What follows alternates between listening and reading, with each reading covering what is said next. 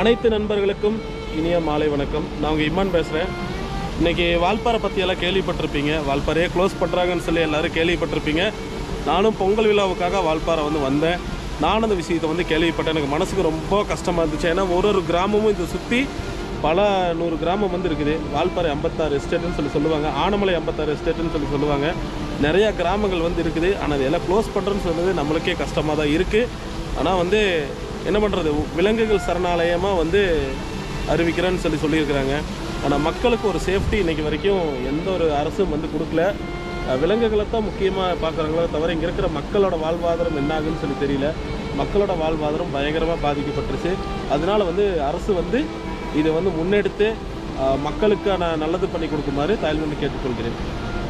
இது நான் மட்டும் சொன்னா பத்தாது, அந்த ஏரியாவில் இருக்கிறவங்களையும் கேட்போம். வாங்க என்ன சொல்றாருன்னு பார்க்கலாம். அதாவது வில்லோனி மக்கள் அப்படிங்கிறவங்க, அதாவது பூர்வ குடிகள் என்னைக்குமே தன்னுடைய இடங்களை என்னைக்குமே விட்டு கொடுக்க மாட்டாங்க. காலங்காலமா தொன்று தொட்டு, அதாவது பாட்டை போட்டு எல்லாருமே இந்த ஊர்ல இருந்து, இந்த ஊர்ல வளர்ந்து, இந்த ஊர்ல வாழ்ந்தவங்க தான். ஸோ ஒரு மலைவாழ் மக்களை கொண்டு போய் கீழே விட்டு அவங்களுக்கு இட வசதி ஏற்படுத்தி கொடுக்கறனாலையோ இல்லை அவங்களுக்கு என்ன வசதி ஏற்படுத்தி கொடுத்தாலும் அவங்களுடைய தொழிலை அங்கே கொண்டு போய் டெவலப் பண்ண முடியாது. அவங்களுடைய வாழ்வாதாரமும் பாதிக்கப்படும். அவங்களுடைய வாழ்வாதாரம் பாதிக்கப்படுறதுனால அவங்க எப்படி இந்த சர்வை பண்ண முடியும்? அதனால இது ரொம்ப தவறான ஒரு செயல். இதை கண்டிக்கிறது வன்மையா நாங்க எல்லாம் கண்டிக்கிறோம். எங்களுடைய இடத்தை எங்களை விட்டுட்டு போக சொல்லி வனவிலங்கு சரணாலயமா மாத்தினா வனவிலங்குகள் பாதுகாப்பா இருக்காங்க அப்படிங்கிறது மட்டும் இல்ல. அப்ப வனவிலங்குகளுக்கு பாதுகாப்பு இருக்கும் போது மனுஷங்களுக்கு இல்லையா? மனுஷங்களுக்கு பாதுகாப்பு வேணும் அப்படின்னா எங்களுடைய இருப்பிடம் எங்களுக்கு வேணும். உணவு உடை இருப்பிடம் தான் ஒரு அத்தியாவசிய தேவை.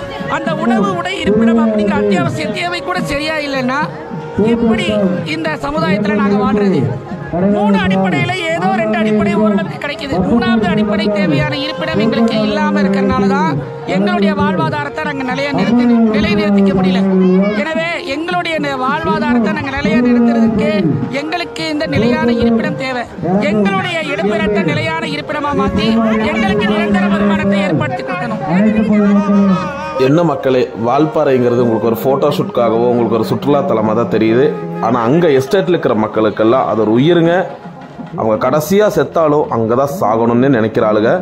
தயவுசெய்து இந்த வீடியோ எல்லாத்துக்கும் ஷேர் பண்ணுங்கள். உங்களிடமிருந்து விடைபெறுவது உங்கள் கோவை இம்மான். நன்றி, வணக்கம்.